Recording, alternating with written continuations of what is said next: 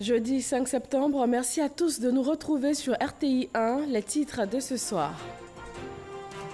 Conseil des ministres au palais présidentiel, c'est la première réunion du nouveau gouvernement nommé il y a tout juste 24 heures. Le Premier ministre a invité son équipe à œuvrer davantage à la réalisation des projets de développement du gouvernement, avec en tête le programme social 2019-2020.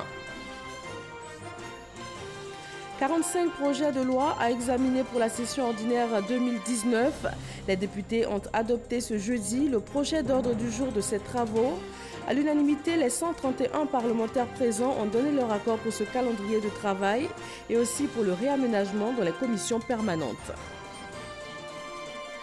Ils se sont autoproclamés collecteurs de taxes dans le milieu du transport. C'est Nyambro qui raquette les conducteurs et les usagers dans les différentes gares routières, œuvrent dans l'illégalité totale.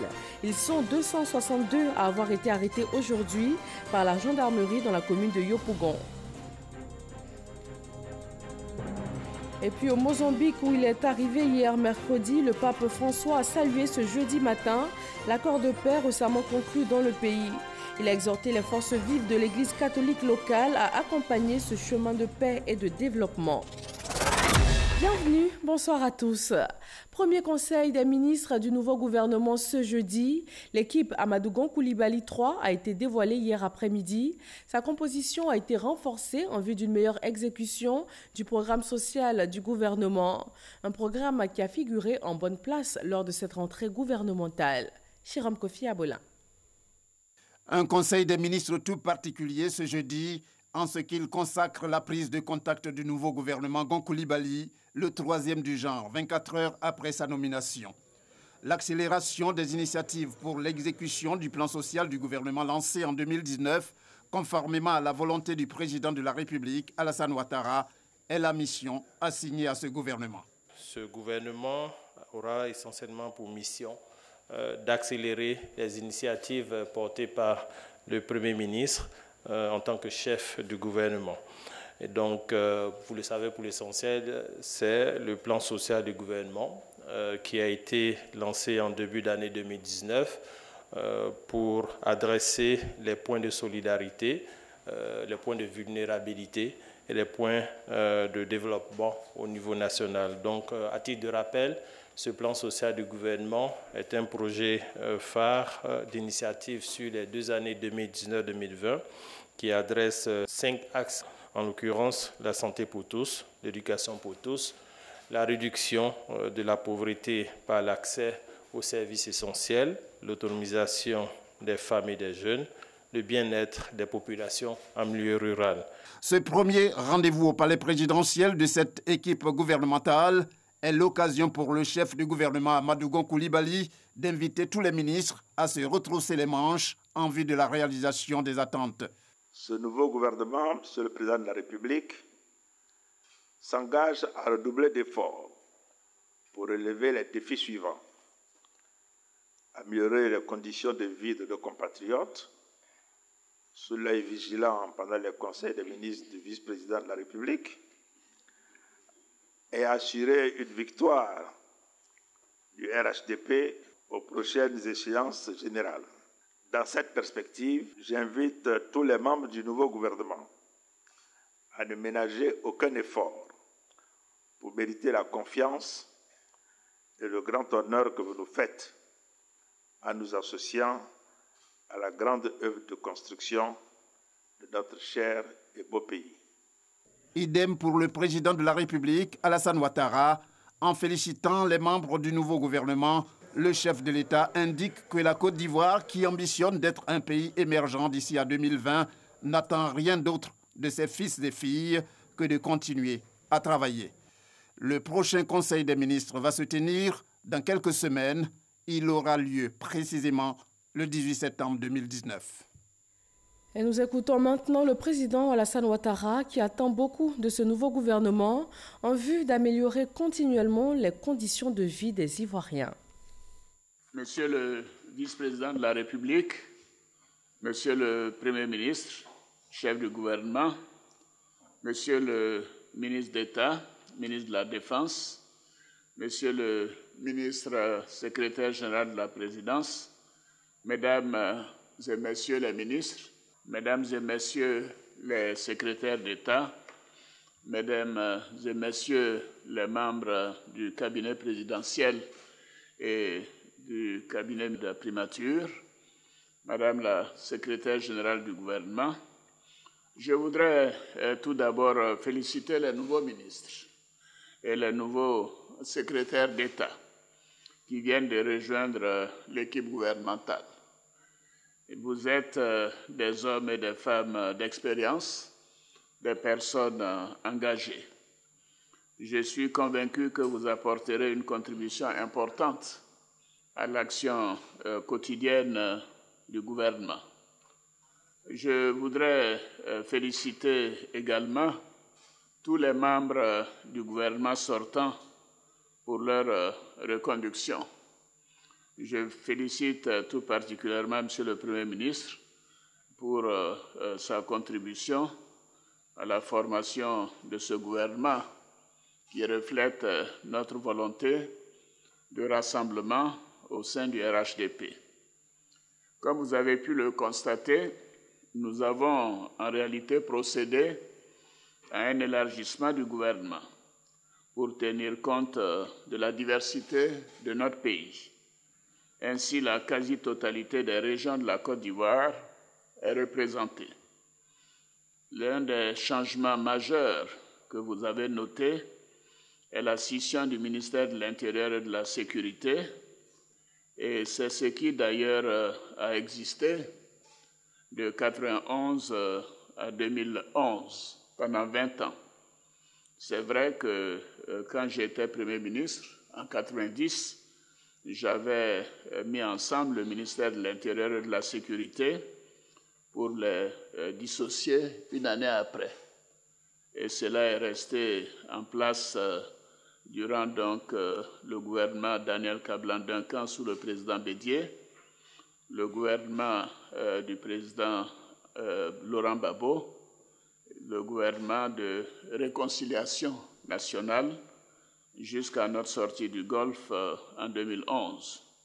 Donc il va sans dire que compte tenu de l'importance des défis dans notre pays, la séparation de ces deux ministères me paraît nécessaire à nouveau.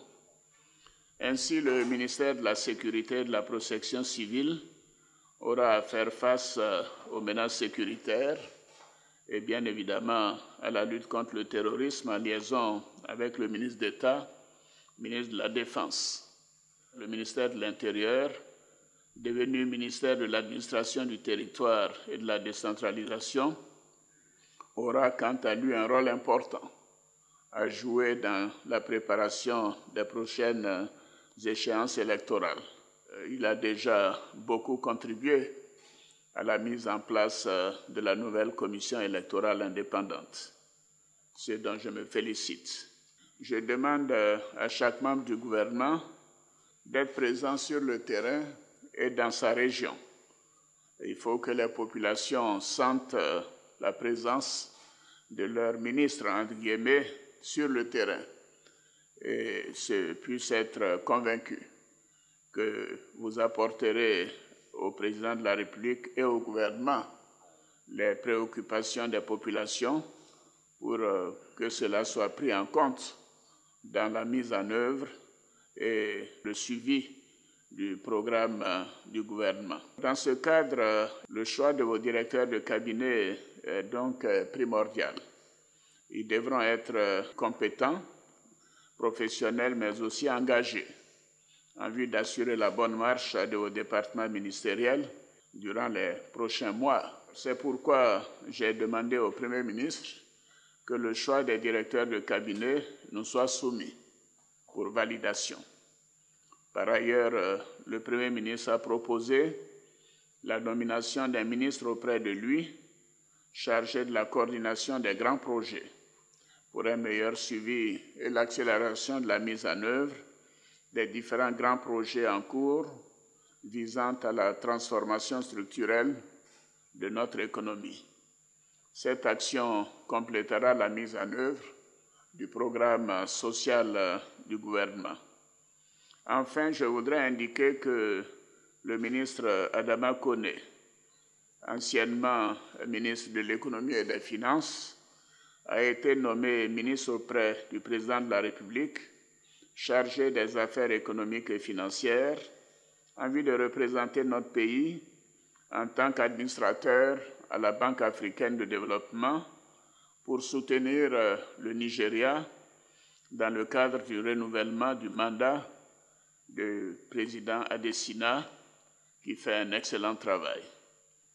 Pour terminer, je voudrais dire que ce nouveau gouvernement est un gouvernement de mission. Votre mission sera de travailler sans relâche pour l'amélioration du bien-être de nos concitoyens.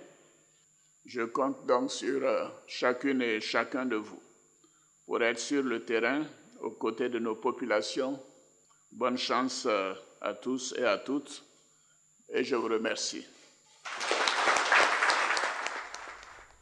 C'est donc une équipe destinée à mener à bien la politique sociale du gouvernement. Sur place, au palais présidentiel, notre reporter Mahama Traoré a tendu son micro aux nouveaux entrants dans le gouvernement. Tous se disent imprégnés des défis qui concernent leur département ministériel.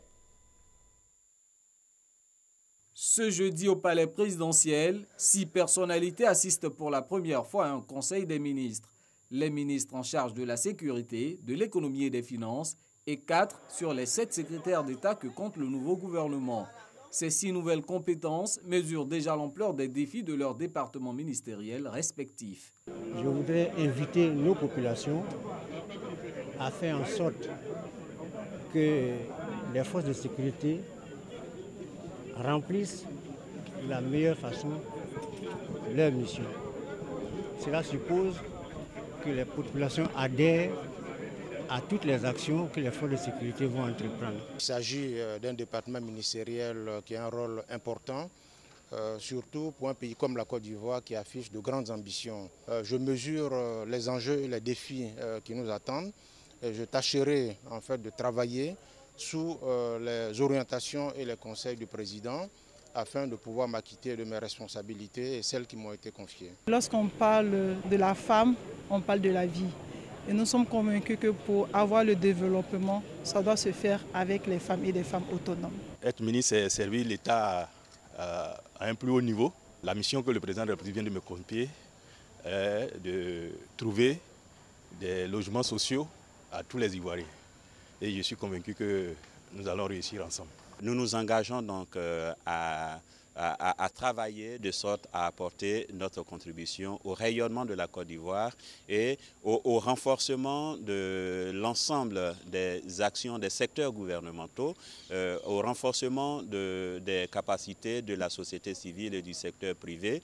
Moussa Dosso, Mamadou Sanogo, Gaussou Touré et Philippe Légré, 4 anciens ministres rappelés pour gérer des portefeuilles différents de leur précédent passage au gouvernement. Je suis du domaine, donc de toutes les façons nous allons apporter ce que nous pouvons, mais nous savons que dans ce ministère, beaucoup a été déjà fait et nous ne ferons que apporter notre pierre à l'édifice.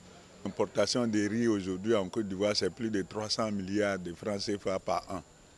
350 milliards distribués aux paysans, c'est vraiment une réduction importante de la pauvreté. J'ai une claire vue de ce que j'ai à faire.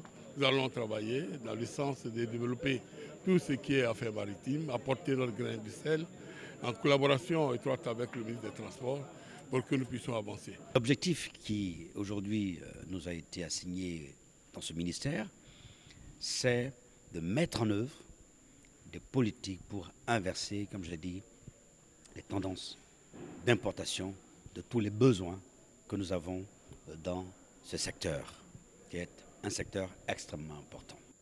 En somme, c'est une équipe gouvernementale renforcée dont la mission principale est d'apporter un mieux-être aux populations. Il fait partie des nouveaux entrants. Adama Coulibaly chausse les souliers de ministre de l'économie et des finances, un département ministériel qui ne lui est pas inconnu puisqu'il en était le directeur de cabinet. Le portrait de l'homme dessiné par Francis Boifo. Il est le nouveau ministre de l'économie et des finances. Adama Coulibaly est un universitaire. Titulaire d'un doctorat d'État en sciences économiques, Obtenu à l'Université de Paris de Sorbonne Panthéon France, il a occupé de hautes fonctions au sein de l'administration publique ivoirienne. Adama Coulibaly commence sa carrière en qualité d'enseignant-chercheur à l'Université d'Abidjan, aujourd'hui Université Félix Houphouët-Boigny de Cocody et au Centre ivoirien de recherche économique et sociale CIRES de 1983 à 1989. À partir de 1990, il entame une carrière de fonctionnaire international. Première destination, le Burundi. Il pose ses valises au bureau du Programme des Nations Unies pour le développement PNUD dans un pays en crise. Il va occuper successivement les postes d'économiste principal, puis de représentant résident adjoint avec la responsabilité de la gestion du bureau du PNUD au Burundi dans un contexte de sortie de crise. Les résultats enregistrés à la fin de sa mission lui valent une autre promotion. En 2008, Adama Coulibaly est promu directeur pays des bureaux du PNUD en Guinée-Conakry et en République démocratique du Congo, avec un effectif de plus de 650 personnes. En janvier 2014, cet économiste expérimenté est rappelé dans son pays pour servir en qualité de directeur de cabinet du ministère de l'Économie et des Finances. Un poste qu'il occupera jusqu'au 4 septembre 2019, date à laquelle il est nommé ministre de l'Économie et des Finances. Voilà pour ce nouveau gouvernement qui a fait sa rentrée ce jeudi. À l'Assemblée nationale, la rentrée est effective depuis bien longtemps. Sur la table des députés, du 5 septembre au 12 décembre 2019, 45 projets de loi à examiner. Ils ont adopté aujourd'hui le projet d'ordre du jour des travaux parlementaires de la session ordinaire 2019. Moussa Konaté. À l'unanimité, les députés adoptent le calendrier des travaux parlementaires pour les prochains mois. Du 5 septembre au 12 décembre 2019, 45 projets de loi seront soumis à examen à l'Assemblée nationale.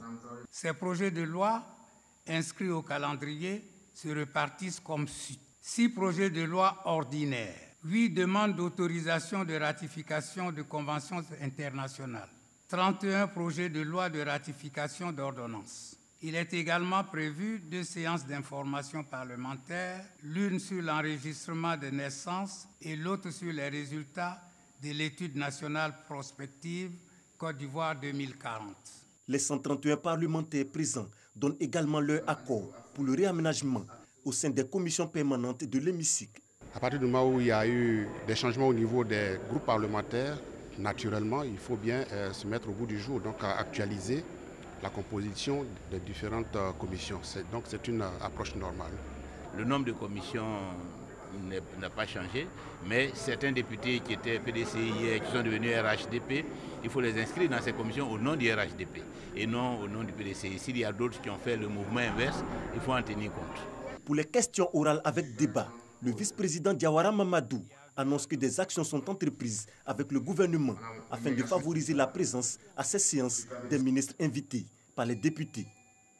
Dans le monde des transports, les gares de transport en commun de la commune de Yopougon ont connu ce jour des mouvements particuliers. Une descente de la gendarmerie a permis de mettre aux arrêts 262 personnes, tous des Niambros, ces individus qui raquettent les conducteurs et aussi les usagers de manière totalement illicite. Grâce Kando. La lutte contre le phénomène des Niambros dans les gares routières est entrée dans sa phase active. Ce jeudi très tôt, à 6 h, dans la commune de Yopougon, 262 Niambros ont été interpellés par le commandant de la 1e Légion de gendarmerie mobile et le commandant de compagnie Abidjan Nord. Selon le préfet d'Abidjan, cette opération vise à débarrasser les gares routières des personnes indélicates. L'objectif, c'est bien sûr d'assainir les gares. Il est inadmissible que certains citoyens transforment des territoires en zones de non-droit. Il n'y a que l'État de Côte d'Ivoire qui peut récolter des impôts, qui peut assurer la sécurité et qui peut imposer les règlements de circulation dans une localité. Aucun autre individu ne peut se substituer à l'État de Côte d'Ivoire. Or, nous constatons qu'il y a des pratiques ici tendant à rançonner les populations, tendant à leur faire payer des taxes, tendant à limiter leurs mouvements, tendant à les inquiéter en violation du droit. L'initiative est saluée par Sori, chauffeur de taxi communal de la zone d'Andokwa-Sable. Vraiment, il voit qu'effectivement c'est très bon. Il y a des fois même, là, il y a des même qui m'a essayé de frapper. Donc, parce que en disant qu'il ne donne pas les 50 francs, ou quand il donne 50 francs, il refuse, il faut forcément 100 francs. Pour cette opération, 300 gendarmes ont été déployés sur le terrain. Ce sont des phénomènes qui ne vont pas disparaître du jour au lendemain. Ce sont des actions continues. C'est pourquoi on demande à la population de rester vigilant. Les forces ont déjà montré leur capacité à mettre de l'ordre chaque fois que de besoin. Et ce travail va continuer. Des mesures qui sont prises dans les communes doivent être respectées. Il faut faciliter le travail des maires. Ces 262 Nyambro seront entendus et identifiés par la brigade de gendarmerie de Yopougon. Depuis ce matin, les nouveaux bacheliers sont reçus à l'université Félix Houphouët-Boigny de Cocody. Les journées de l'orientation du bachelier leur permettent de s'informer sur les meilleures offres de formation. Ils reçoivent de précieuses clés dont ils ont besoin pour ouvrir la porte qui leur conviendra le mieux en vue de la construction de leur avenir professionnel. Sephora Zegui et Salima Toudia.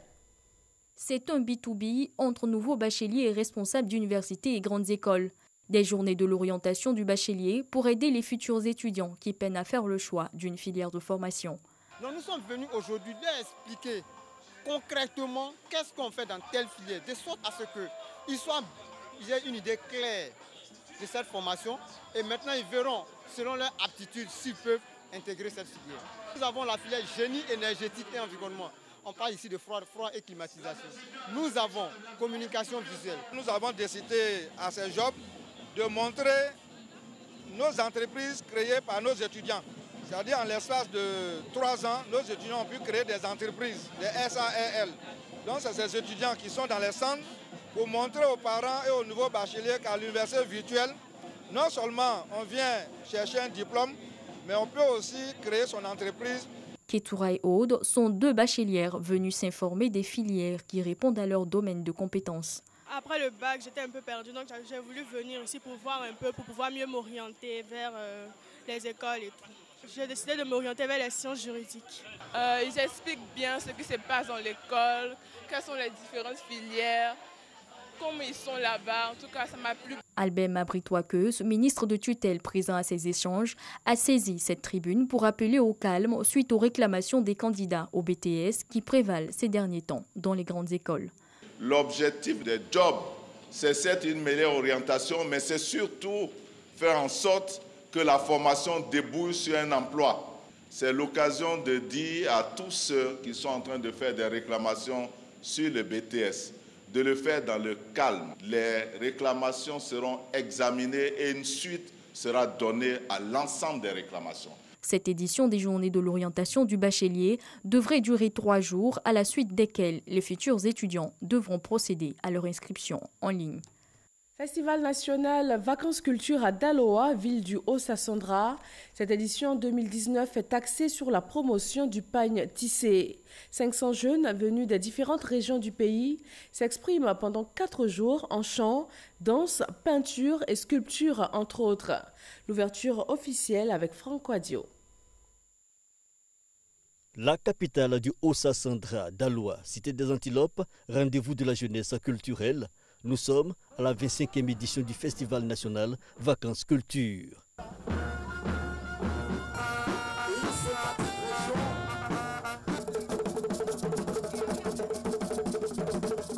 « 500 jeunes venus de toutes les régions du pays. Ils sont en compétition dans 16 disciplines, les arts de la scène et les arts vivants. Et actualité oblige, hommage improvisé au regretté DJ Arafat. «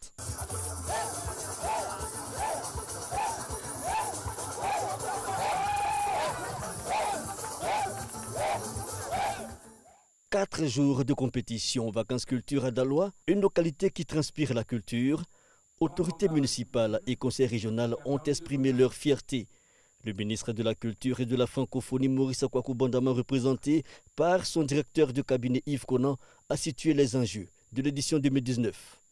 L'objectif visé à travers la participation de la jeunesse de tout horizon, avec plus de 500 jeunes en compétition, est de détecter les talents artistiques et de positionner la culture et les arts de nos différentes régions comme véritables outils de développement économique et social. Durant cette semaine, nous découvrirons tous une jeunesse ivoirienne battante. Et le vœu le plus ardent de M. le ministre de la Culture et de la Francophonie est que chacun de nous s'approprie ce festival pour encourager cette jeunesse à abandonner le chemin de l'oisiveté grâce au métier des arts et de la culture. Une édition consacrée à la valeur du panier tissé ainsi qu'à son impact socio-économique. La journée s'est ouverte par une conférence inaugurale sur la question. Clap Ivoire 2019, 13 films sont en compétition, des courts-métrages, documentaires et fictions des 8 pays de l'espace UEMOA. L'enjeu principal, le Grand Prix Kodjo est bouclé. Isaïo. Clap d'ouverture de la 19e édition, la phase internationale du concours Clap Ivoire du court-métrage, documentaire et fiction à Yopougon. 13 films provenant de 8 pays de l'espace UEMOA, Union économique et monétaire ouest-africaine. Clap Ivoire est une occasion de valoriser le talent des amateurs du 7e art. De plus en plus de jeunes, et de jeunes femmes et de jeunes filles, ça il faut le noter, qui s'investissent donc dans le cinéma depuis deux ou trois éditions. C'est d'ailleurs les femmes qui remportent, les jeunes filles qui remportent Clap Ivoire. Donc c'est ce renouveau-là qui nous rassure, qui confirme que les lendemains du cinéma en Afrique francophone notamment, sont enchanteurs. Initié en 2004 par le ministère de la Culture et de la Francophonie, à travers le CENAC, Centre national des arts et de la culture, Clap Ivoire a permis à une vingtaine de jeunes de l'espace UEMOA de confirmer leur talent dans le domaine cinématographique. Une initiative soutenue et encouragée par l'UEMOA. L'UEMOA apporte aussi une subvention dans le cadre de l'organisation de Clap Ivoire. C'est dit que c'est un événement qui tient à cœur au premier responsable de la commission de l'UEMOA, parce que c'est un événement qui permet l'intégration des jeunes réalisateurs venant de tout l'espace UEMOA. Cette phase internationale du concours Clap Ivoire, qui vient d'ouvrir ses portes, va s'achever le 7 septembre prochain à Yopougon. Il est doté du Grand Prix Kodjo et bouclé d'une valeur de 5 millions de francs CFA. Après des flambées de violence en Afrique du Sud, les pays africains montent au front pour condamner la xénophobie. Également, plusieurs pays voisins de l'Afrique du Sud ont mis en garde leurs ressortissants habitant le pays. Ahmed Traoré et Arman Guivé.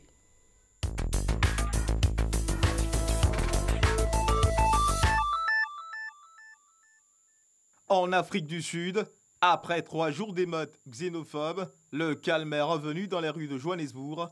Dans plusieurs quartiers touchés par la violence et les pillages, un important dispositif policier a été mis en place. L'heure est au bilan, au moins 7 morts et des centaines de commerces pillés, voire incendiés. Le président sud-africain Cyril Ramaphosa a condamné ces violences. De leur côté, les pays africains réagissent. Le Nigeria a condamné les attaques contre ses ressortissants, tandis que des mouvements de colère ont éclaté contre les intérêts sud-africains dans plusieurs villes du pays. Condamnation également du président de la Commission de l'Union africaine, Moussa Faki Mahamat, souhaite que les auteurs de ces actes soient traduits en justice.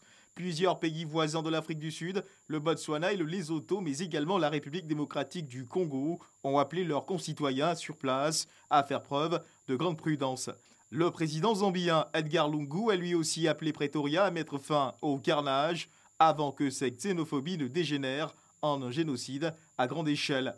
Son homologue du Zimbabwe, Emmerson Mnangagwa, a condamné toute forme de violence alimentée par la haine, saluant cependant la réponse rapide des autorités sud-africaines pour tenter de ramener le calme. Il est au Mozambique depuis hier mercredi. Le pape François a salué ce jeudi l'accord de paix récemment conclu dans le pays. Le souverain pontife a exhorté les forces vives de l'Église catholique locale à accompagner ce chemin de paix et de développement. Il restera au Mozambique jusqu'à demain soir et sa prochaine destination Madagascar et dans 2 jours l'île Maurice. Des législatives anticipées auront-elles lieu au Royaume-Uni? Le gouvernement du Premier ministre Boris Johnson va soumettre lundi au vote des députés une nouvelle motion afin de tenter de résoudre la crise politique sur le Brexit. Ce texte demande le soutien d'une majorité des 2/3 des 650 membres de la Chambre basse. Il reprendra les termes de la motion gouvernementale rejetée par les députés mercredi soir, dans laquelle Boris Johnson appelait à des élections anticipées le 15 octobre. Et revenons pour terminer sur ce premier conseil des ministres du nouveau gouvernement ivoirien ce jeudi.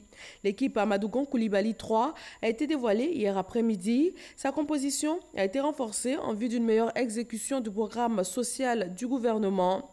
Le chef de l'État a encouragé cette nouvelle équipe à œuvrer dans ce sens. Merci à tous de nous avoir suivis. Demain 20h, retrouvez Marie Langoran sur RTI 1. Bonsoir à tous.